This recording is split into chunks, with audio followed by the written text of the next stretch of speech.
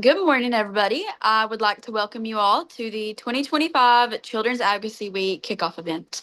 My name is Josie Ward. I am a freshman at George Rogers Clark High School in Winchester, and I am a Health Youth Ambassador. For a little background information, the HYA program is a group of students around Kentucky learning about advocacy and raising their voices on health issues affecting kids. To begin, I would just like to say how much HYA means to me. I have epilepsy, so health is a huge part of my daily life.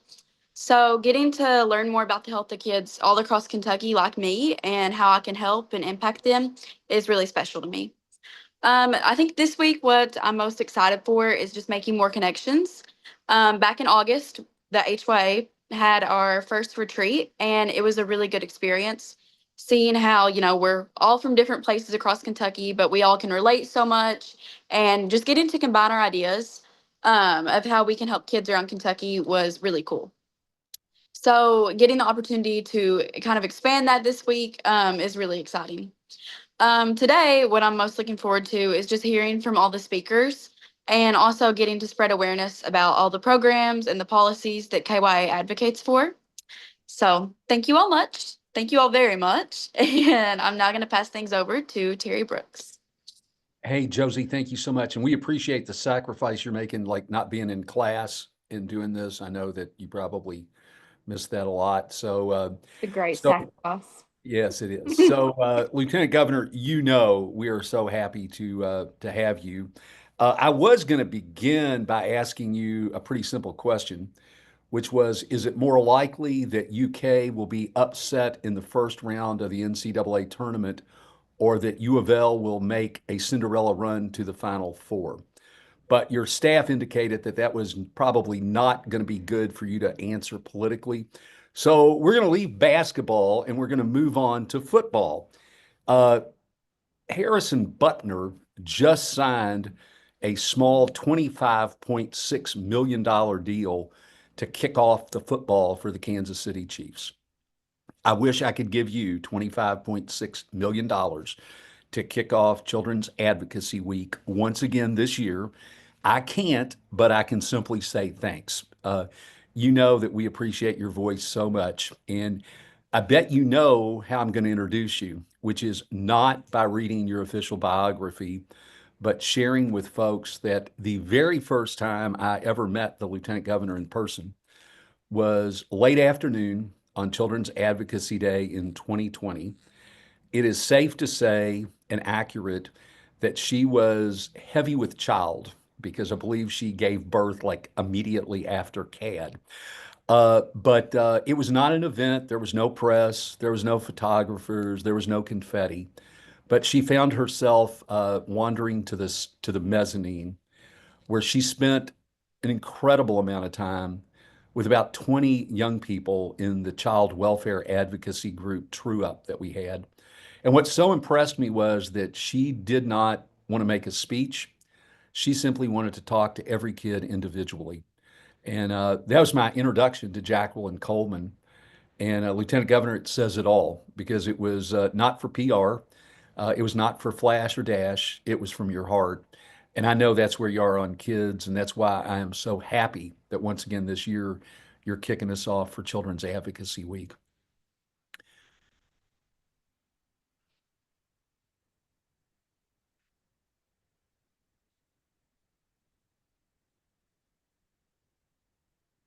Josie, do you want to open by asking the Lieutenant Governor a question? Yes.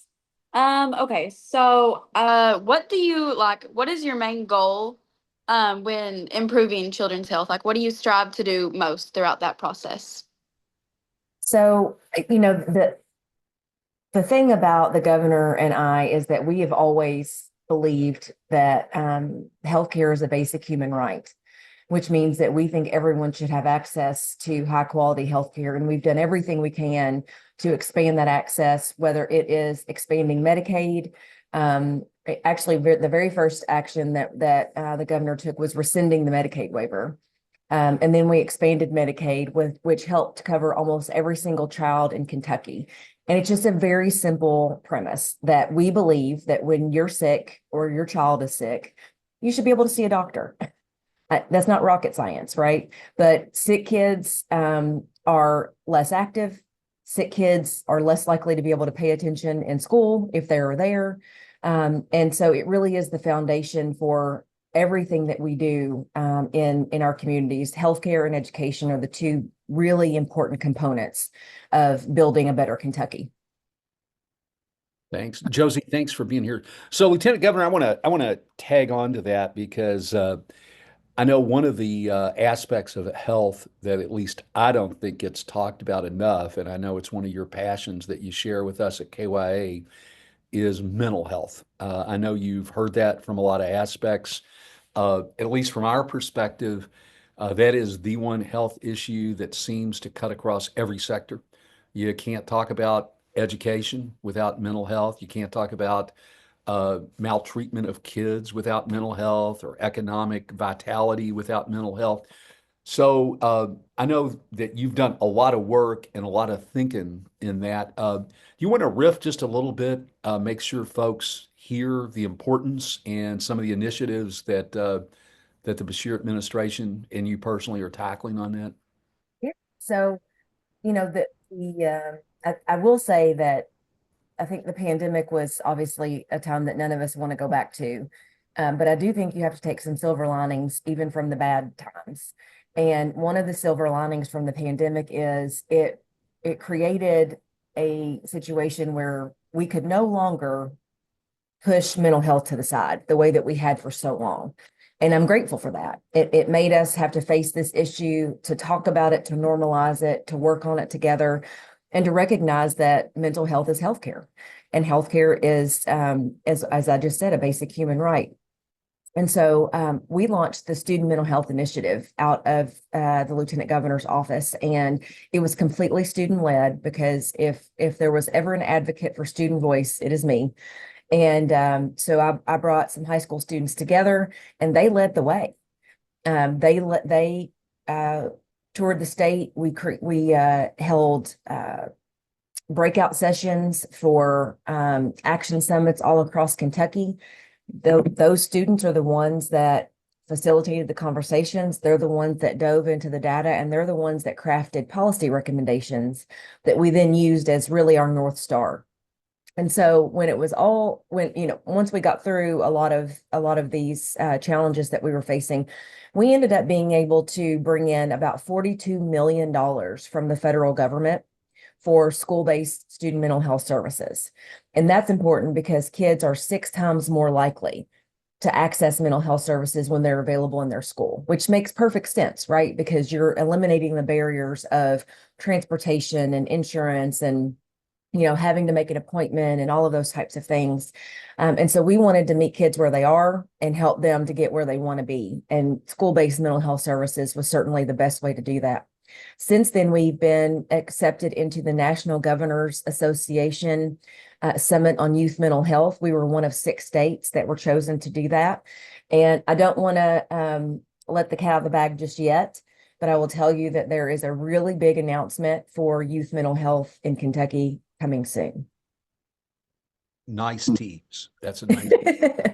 So actually, one of the things that I don't think gets talked about enough is that in a lot of states, mental health for kids weirdly seems to have become controversial.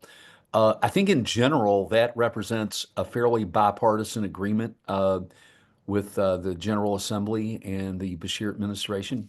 Folks on both sides talk about resiliency, trauma-informed care, which is a positive. So if behavioral and mental health seems to bring folks together, your other beat that you referenced is public education. I can't think of anything that divides Kentucky more. The irony of that is a million years ago when I started at KYA, I could have talked about how child welfare divided people, how economic prosperity divided people, but boy, we were together when it came to public education. So what's going on? I mean, what are the issues? Why does Kentucky stand so unique in terms of just split down the middle on seemingly every aspect of public education?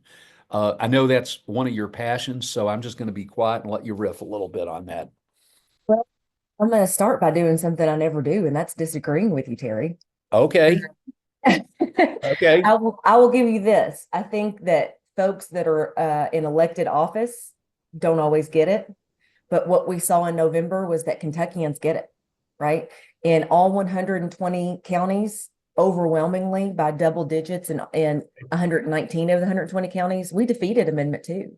And we sent a very loud and clear mandate to our elected officials that public dollars belong in public schools.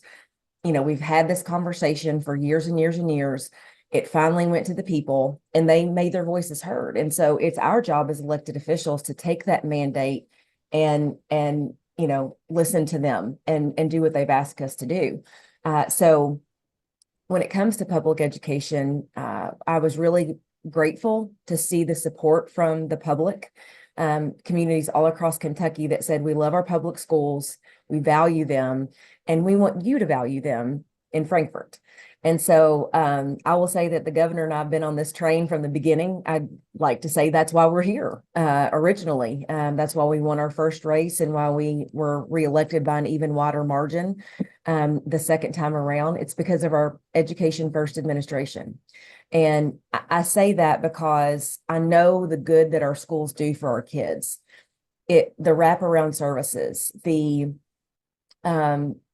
way that our teachers recognize in our students when there may be troubles at home, that there may be things that should be reported. Teachers, guidance counselors, our family resource youth service centers are generally the very first point of contact on those types of things.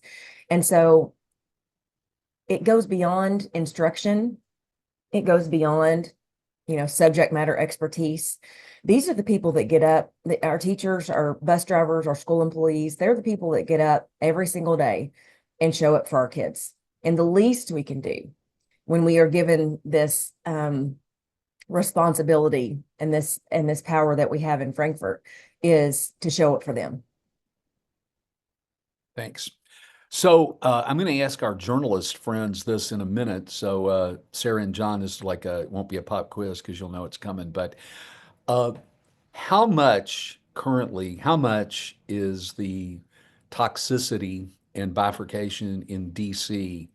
How much of that is floating into Kentucky, or how much of it is not floating in Kentucky? When you look at the General Assembly, when you look at general public rhetoric, what's that intersection right now between the action in DC and the action in Frankfort? Um, Chaos isn't good for anybody. It's certainly not good for people who get up every day and go to work to, provide for their family, but also to serve the country or the Commonwealth. We have a lot of federal workers in Kentucky. The largest chunk of federal workers in Kentucky are in our VA. And so, certainly, if anyone deserves to be able to have access to the services needed, support needed, it's the people who have served this country the way that our veterans have. And so that's going to be a huge problem that's only going to get bigger. There's certainly been talks about dismantling the Federal Department of Education.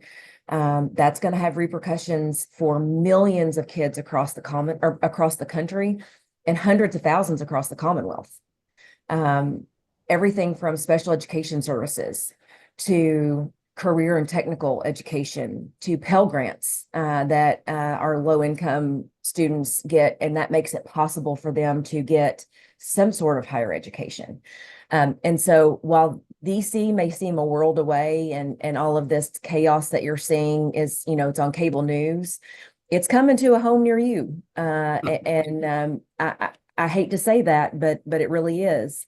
And, when the governor and I talk about creating jobs and opportunity, we see families, right? We don't see a spreadsheet. We don't see 5 bullet points on an email. We see families. And that is truly what this is about, is protecting families and making sure that we do right by the people who do right by us. Thanks. So I'd like you to, you already told us one announcement is coming in the future, so I want you to kind of crystal ball something else. So, uh, part of the discussion throughout Children's Advocacy Week is going to be about the current session going on. And one of the things you'll hear us at KY talk about is, at least I am kind of thunderstruck uh, thus far at how good it's going. Our priority blueprint bills, right now, it looks like we're going to bat above 85% success. That's pretty good, That's impressive. given the toxicity at hand. But we're already looking ahead to the big kahuna session, which is called 2026. And I'm just going to take a wild guess that the lieutenant governor and governor may already be thinking about priorities, budget issues, etc.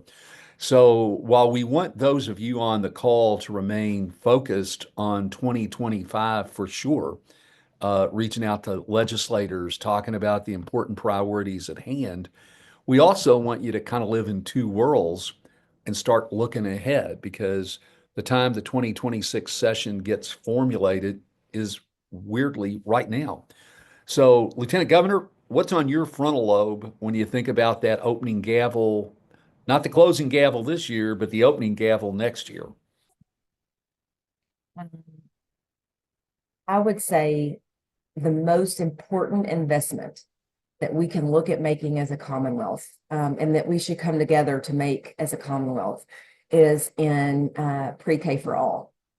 Every 4-year-old in Kentucky deserves access to high quality early childhood education. And let me tell you why that's important. Okay. So in the immediate, what that does is it gives us a boon to our workforce. Okay, so I'll give you an example. I'll use Washington, D.C. as a positive example in this scenario. Okay, so when they instituted pre-K for all 4-year-olds, their labor force participation rate increased by 10%.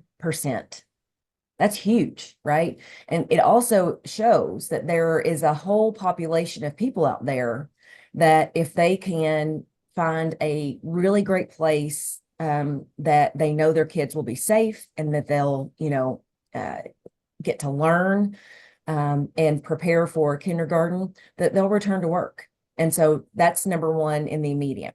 But let me tell you about the way that this changes the trajectory of a kid's life. Okay, so I'll kind of backwards plan here. We forecast prison populations by 3rd grade literacy rates. Okay. The number one indicator of 3rd grade literacy rates is kindergarten readiness. Okay.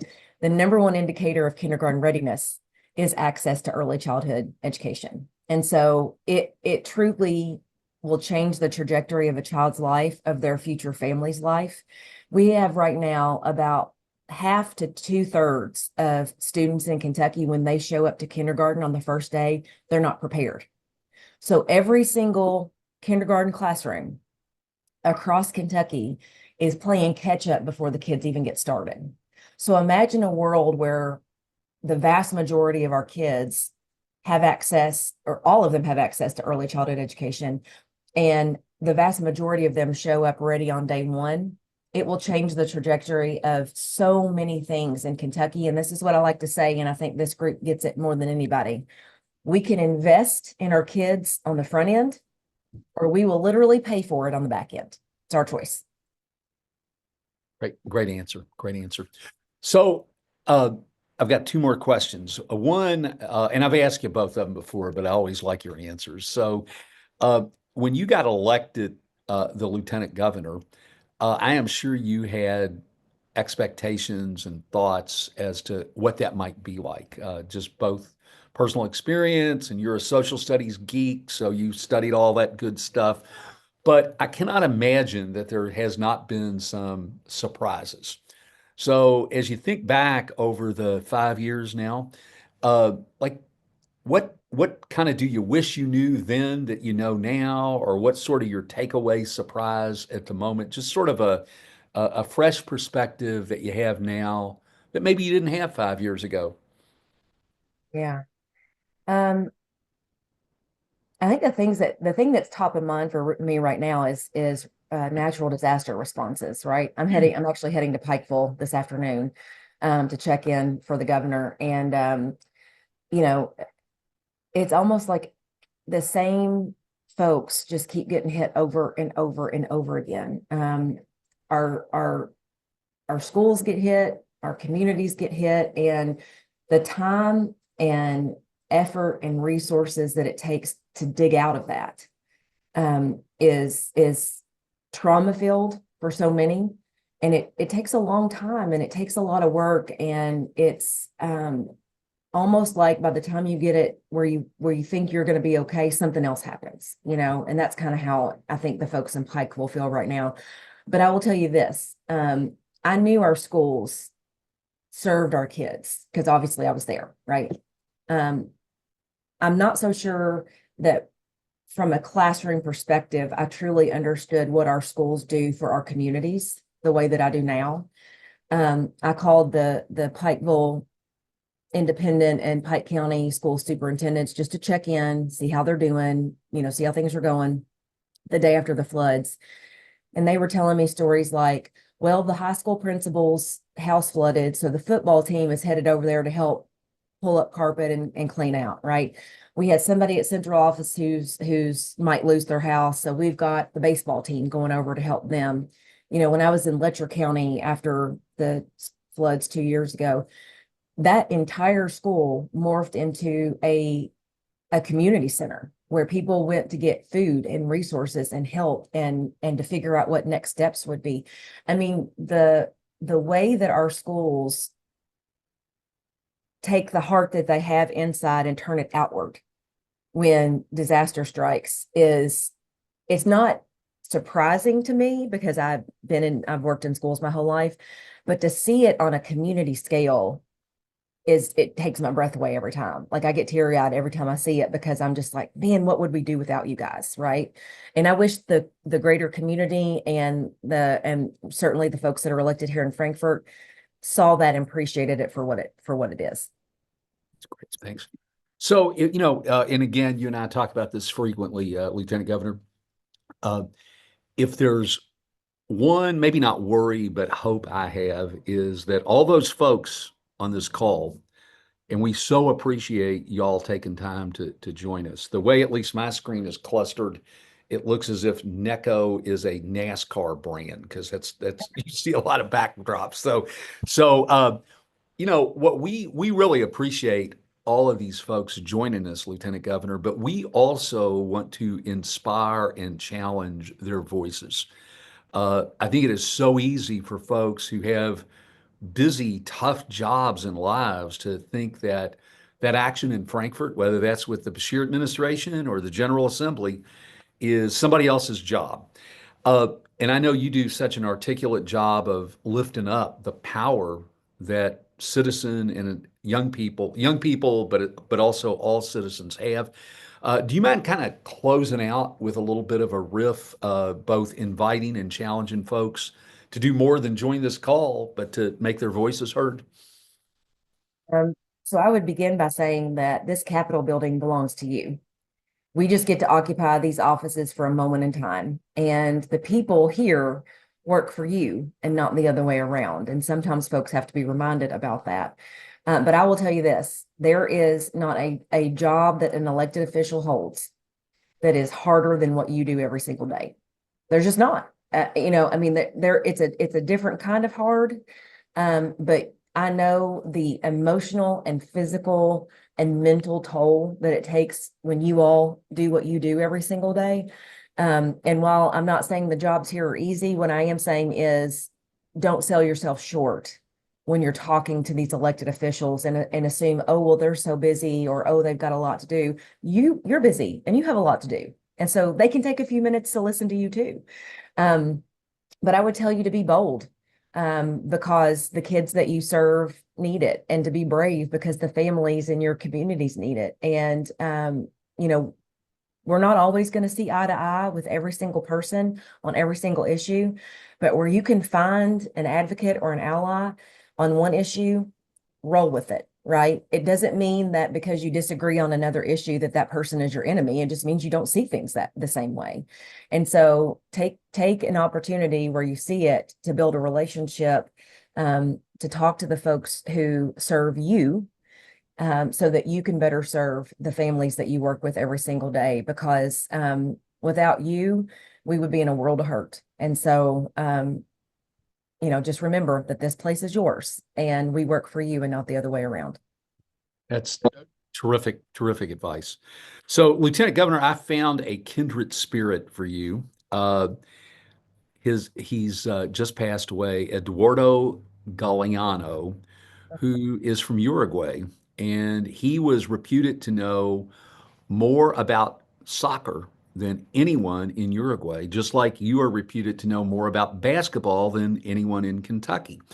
But he also, as a journalist, apparently knew more about public policy than any other journalist in Latin America. And you're reputed to know a whole lot about public policy up there in Frankfurt. So his great quote was, "We are what we do." And that's why I respect you so much. He did not say, "We are what we say, we are what we think." He said, "We are what we do." And I just want you to know, and I want our folks who are joining us today know that you do so much for Kentucky's kids every day in the biggest ways and the smallest ways. So thanks for being you, and thanks for being a voice for Kentucky's kids. Thank you. And thank you guys for what you do. And I can't wait to see you at the Child Advocacy Rally. Okay, great. Thanks for joining Thanks, us everybody. today. So we try to make these opening kickoffs informative as well as rah-rah inspirational. And we thought it might be interesting to give our partners an inside look at Frankfurt from the lens of a journalist. So, believe it or not, we put the name of every journalist in Kentucky in a hat, and it turned out that we drew the two names out of folks who are really, really covering the beat of Kentucky's kids. We don't just think that, but their peers think it as well because they each both recently were honored by the Kentucky Press Association for the contributions that they have been making in different sectors of kids and the Commonwealth. So, joining us today is Sarah Ladd, and Sarah, she was the person with the dog. I don't know where the dog went, but so Sarah had been a reporter for the Courier. She joined the Kentucky Lantern and covers a lot of stuff, but I always think of Sarah as the beat. Her beat is health. And so she's here for that. John Cheeves, I believe I got this right, John, joined the Herald in 1997, Yes, sir. has a distinguished track record there. I always think about John in two ways. He frequently brings an Eastern Kentucky lens to issues. So what's this mean there? The other thing of late is he absolutely has been a tremendous difference maker around juvenile justice. He has been like a dog on a bone when it comes to tackling what is going on and what is not going on in juvenile justice in Kentucky. So, John and Sarah, I personally and KYA institutionally respect you guys so much and count on your professional acumen to really be voices. So thanks for joining us today. Well, thank you. It's not every day your name gets drawn out of a hat. So, And it just worked out perfect that of all those journalists, y'all got drawn. So that worked really, really well. So I'm kind of curious because you're both veteran observers of Frankfurt. I, for one, John and Sarah, I love this role where I get to ask y'all questions instead of you asking me. That's a lot of fun. So I'm going to open, and I don't really care what order you want to jump in on, but you're both observers of Frankfurt. When you started looking at Frankfurt, and as you look at Frankfurt today, uh, what has stayed pretty consistent and what are the big changes? So I don't know, John, Sarah, one of you can open and kind of respond, and then we'll let the other one. Sarah, I can't see you. Why don't you go first? Sure. And I can tell, Terry, you're having a lot of fun asking I the am. This is. Wait till the punch question, man. uh, yeah, so I think John might have more perspective over more time than me because I've covered this is my third session now, and it's really interesting to me to see how different each have been. So if everyone remembers in 2023, the big theme was transgender youth and, trying to ban like surgeries and successfully banning surgeries and hormones and stuff like that for trans youth. And it felt like that was this huge theme that the whole session was sort of revolved around. And then last year, in 2024, DEI was a huge theme throughout the session. This year, it's felt like there wasn't as central a theme. So it's felt like there's a lot of little things going on, and a lot of little debates, but not huge protests, huge debates, huge conversations about one single topic. But John might have a different perspective, but that's sort of um, it's sort of interesting to me to see how it feels a little more discordant, if that's the right word. Yeah. So, John, you have kind of a three Does. look. What's your take? Yeah, my first session was 2000. Paul Patton was still governor, and the Republicans had just taken the Senate. So we had a split legislature, a Democratic House with Jody Richards as Speaker, and David Williams was the new Senate president for the Republicans. So it was divided, and there were tensions, but honestly, it felt more like a friendly adversarial for the most part. People got mad, they didn't always like each other. It felt like the business of government was getting done. And in fact, Governor Coleman's dad, Jack Coleman, was in the state House of Representatives, one of the lawmakers I got to know and I liked.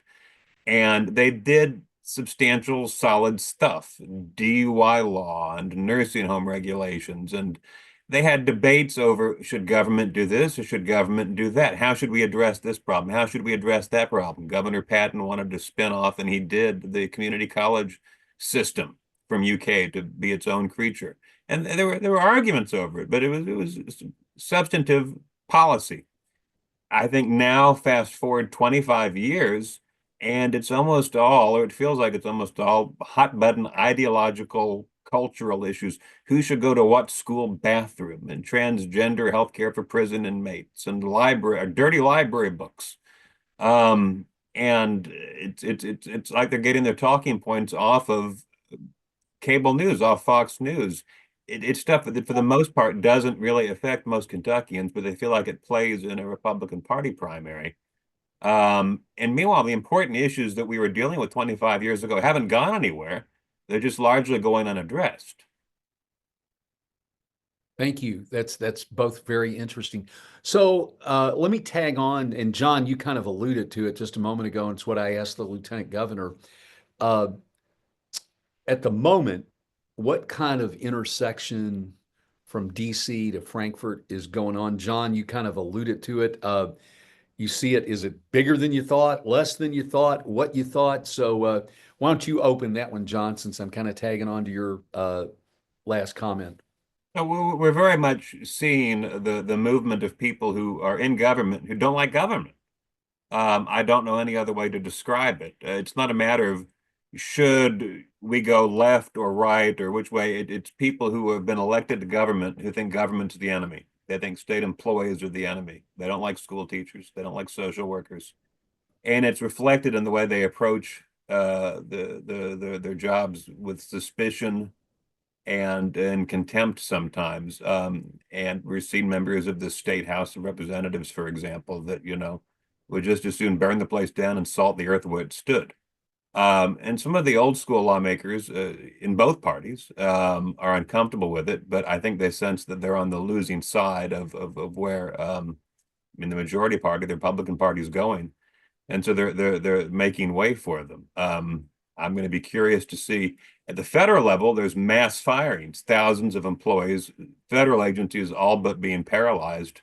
We have not yet seen that in Kentucky. What we have seen is a very gradual attrition over the last generation as the permanent state payroll, the full-time state payroll has shrunk. We've outsourced a lot of jobs We've privatized a lot of jobs. We're down to, I don't know what it is now, 33, 34,000 state workers.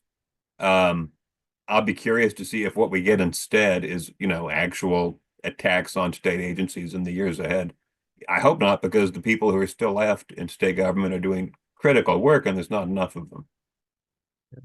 So, Sarah, how much is the Potomac River coming into the Kentucky River? You see people in the legislature really working to get in line with the Trump administration. I think, just the other day, the Senate approved this a resolution that's going to establish this task force, a Kentucky task force of the Make America Healthy Again initiative, which I know there's a lot of question marks around that, because some parts of it say, let's look at root causes of chronic illnesses, and there's a lot of research focus, but then there's also this other side that calls into question the legitimacy of certain medications that have been approved and supported and seen as safe and effective for a long time. And there's this push to move toward more holistic treatments. And then, the other side of that you could look at as being calling into question the effectiveness of traditional medicine rather than a hybrid of the two. So there's a lot of question marks on how that will play out, but it's no doubt trying to implement whatever the new administration says about health in Kentucky. And while it hasn't gone anywhere in bill form, I also think it's interesting that at least I am noticing more rhetoric around vaccines. I think I've heard for years a certain rhetoric, misinformation about vaccines just among everyday people, but people have been very comfortable making speeches about that on the Senate floor, for example, talking about vaccines are bad for you, why put this into your body, and saying things that maybe a couple of years ago it just didn't feel like there was the appetite to hear. And I do think that's a reflection of some of the rhetoric we've heard in Washington. Yeah, thanks. So I want to, we're going to come back to bigger picture questions, but both of you, as I mentioned in the introduction, both of you are daggone experts in a couple policy areas. And for our folks who are joining us, a little bit of an immersion may be good. So I'm going to ask each of you to think about, Sarah, you health, and John, you juvenile justice. You can talk about General Assembly, but really you can talk about the broader landscape. I know certainly, John, that'll probably be applicable to your sector, but you both have done so much work in those two areas. If you're giving advice to folks on this call who are here because they care about kids, what should they be paying attention to? And Sarah, you may have sort of given us a clue as to where you're going on that, but why don't you kick it off by saying to all these advocates, if you care about kids, when you're thinking about health, here's what you better be watching. Yeah, and I can start with vaccines because that's under the spotlight lately.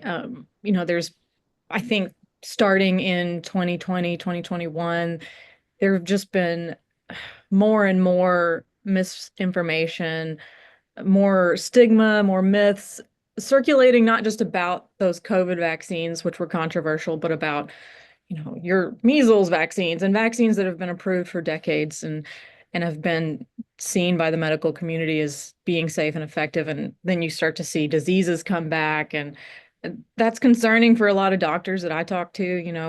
If you're not getting your kids vaccinated because you believe misinformation, then they're at risk, and everybody else around them is at risk too. So I think vaccines are a huge issue right now. I also think back to access to drugs and access to firearms. This report that just came out a few weeks or months, I don't know, time is weird lately, but saying that kids are having access in their homes to prescription drugs, illegal drugs, whatever it is, explicit substances that they are ingesting, and they're dying. And if they're not dying, they're living with the long-term effects of that access. So I think safe access or safe storage rather of medications and also firearms is a huge issue right now because these are, you know, kind of bipartisan, sort of nonpartisan rather, issues where I think everyone agrees kids shouldn't be grabbing the gun by the refrigerator and killing their brother. You know, like that's just Number one cause of death among kids in Kentucky, right? Firearm related deaths. yeah. And then the drug issue too. It's like if you ingest whatever, insert substance here, and you either die or maybe you suffer brain damage, and then that's a long-term effect you're living with. So I mean, those are two really big things that I think about when I think about what we need to be talking about more. Yeah. Plus, there's a lot of sidebar health issues, right? Like questions about maybe we don't need fluoride, but it's okay to leave lead in paint. So just, just sort of those interesting things of what's good and what's bad for you. So, well, Sarah, you really cover the gamut and you pick up macro stories and you pick up micro, and we appreciate that. John, when I think about your work in juvenile justice, it's not lost on me that one of KYA's longtime partners is John Flyshaker, who's the uh, fabled and famed First Amendment attorney who represents lots of journalism groups. And I think the official award you got was the John Flyshaker Freedom of Information Award for your recent work. What I would share with folks on the call is John is just beating the drum for justice by getting more and more information from the executive branch on what's going on with juvenile justice. And every time I think I've read the worst story, not worst story in terms of how you write it, but the storyline, then you come up with the next one. So I realize you could probably turn this into an hour-long show, but why don't you just kind of uh, talk about your reflections? Because at least for me, it blows me away every time I read a John Cheeve story on what's going on in juvenile justice. It feels like nobody is really has their eyeballs on these kids who are in the juvenile detention centers and what they call the youth development centers. I'm going to oversimplify and just say that they're all juvenile detention centers. They're all run by the State Department of Juvenile Justice. Some of them are for the kids who have been charged and are awaiting adjudication of their offenses. Some are the kids serving time, having been convicted in juvenile court or circuit court. But they're all state facilities run by the State Department of Juvenile Justice in our custody, we the people of Kentucky. They're adolescents up to age 17, some of them pretty small, some of them pretty big. And I've documented over the last, I don't know, 6, 7 years, cases, everything from bones broken to sexual assault to scalded with hot water. It often is because they're understaffed. Sometimes, frankly, the department has employed sadists. Sometimes it's just situations that get out of hand. They've churned through, well, last check, 8 different commissioners of this department in the last 6 or 7 years. They just have chaotic leadership over there. I think Governor Beshear has gone through at least 3 during his 5 years. My count is correct. Last year, the Department of Justice in Washington sent in the civil rights investigators to open, an investigation, in part, frankly, because of our reporting at the Herald Leader. Because of the new Trump administration, everything at the Justice Department is on a hold. I don't know how this is going to, turn out as a result of the change in administration in Washington.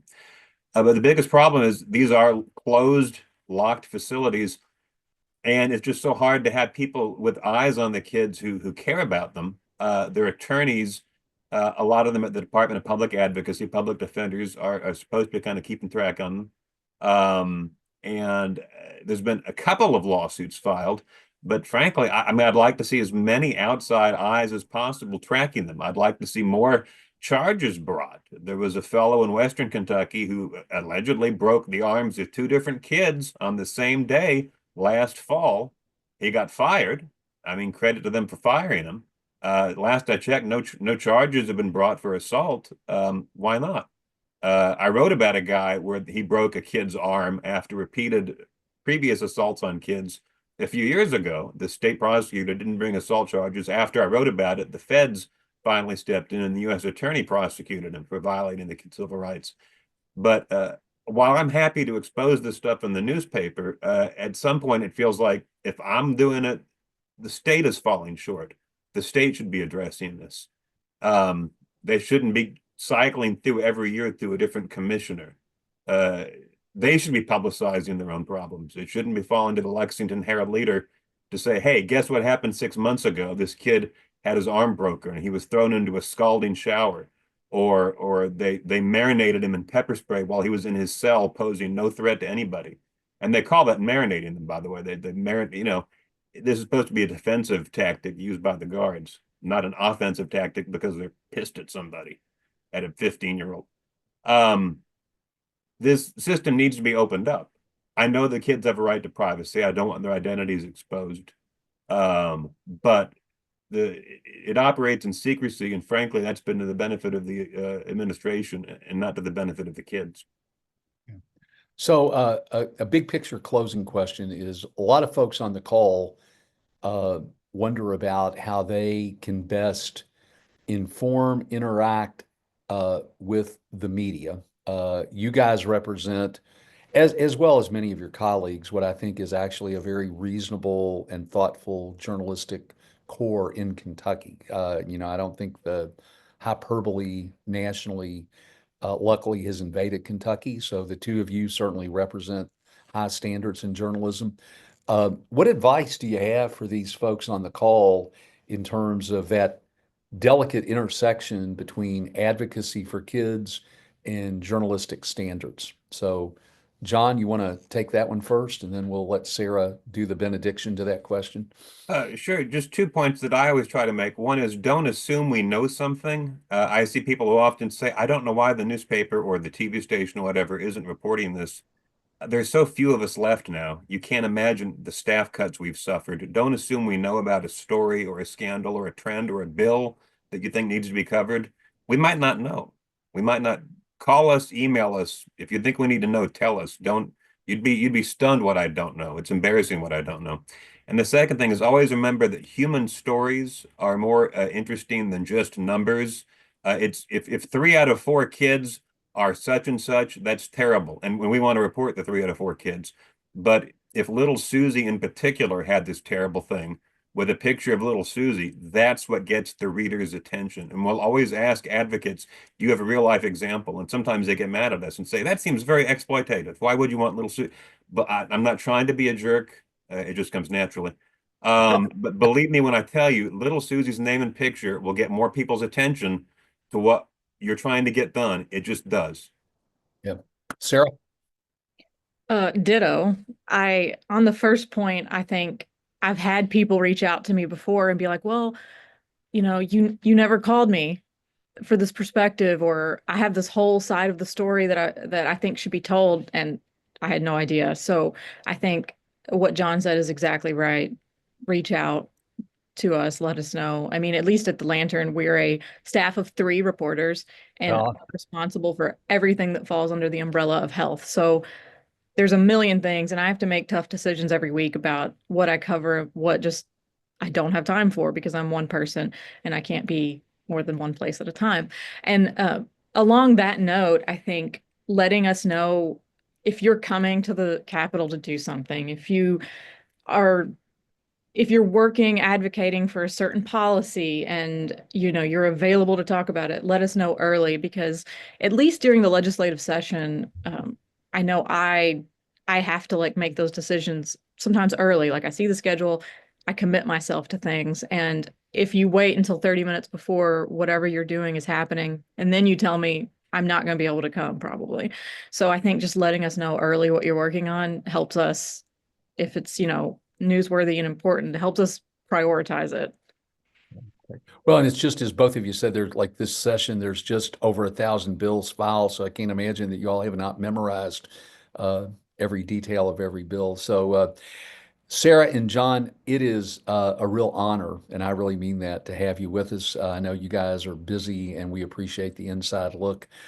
Mara knows I think hard about quotes when we have guests. So my quote for you, because you exemplified, is from Shirley Chisholm. And I'm old and decrepit, so I remember this, but some of you won't. Shirley Chisholm is the first Black female ever elected to Congress in the late 60s. She has a wonderful quote: if they don't give you a seat at the table, bring a folding chair. And I love that Sarah and John bring folding chairs to places that don't let them at the table, because that's why y'all make such a difference for Kentucky's kids. Thank both of you for exemplifying just the highest standards of journalism. John, Sarah, thanks for joining us Thank you today. so much for having us. Thank you Yeah. too. We are going to get closed out by Jamie Garth of KYA, and Jamie really is totally responsible for Children's Advocacy Day. So good luck, Jamie. Not totally responsible, but what a fantastic way to start the week with such an engaging conversation. A huge shout out to Josie for getting us started today. I really hope everyone found the insights shared by Sarah and John to be as enlightening, as valuable as I did, especially the advice regarding working with the media and leveraging media as an advocacy strategy. We continue to hear and highlight the importance of lifting up real stories of real Kentuckians. So, and of course, Lieutenant Governor Coleman, I don't think she's on here anymore, but we sincerely value her dedication and enthusiasm for enhancing the lives of children across the state. And of course, her work around mental health support. I'm on the edge of my seat waiting to hear about the upcoming announcement. And we would also like to express our heartfelt gratitude to our sponsors for their support in making this thoughtful event possible. Right. Again, hope this information shared today proves to be helpful and inspiring. And as Lieutenant Governor Coleman said, be bold. Be bold this week and beyond. But now, real quick, I would like to share a few reminders about Children's Advocacy Week. Tomorrow, we will host 2 virtual events. The first will begin at 11 a.m. It's a discussion with the next generation of Kentucky leaders. This session will highlight fresh viewpoints on Frankfurt policy and children's advocacy, and this will feature Representative Rachel Rorks and Representative Peyton Griffey, right? Both of whom are among the youngest elected officials in Frankfurt, all right? The second event is Prioritizing Kids During Session, a legislator conversation. This is with Senator Cassie Chambers Armstrong and Representative Robert Duvall. This event is at noon, all right? During this event, legislators will engage with advocates to review pending legislation, discuss strategies to prioritize children in the final days of the session, and foster an in-depth conversation that seeks to motivate actionable steps and promote policy changes. And then our big day, of course, is Wednesday. That's Children's Advocacy Day at the Capitol. We hope to see each of you in Frankfurt at the rally at 11. During this day, there will be several different activities. Our social media station will be open, of course. We hope that you've been scheduling meetings with your legislators to be able to engage them on issues that are important to you, and then connect with each other as well. So please stay updated by going on our website, getting more details about the events to come, and for all the information related to children's advocacy.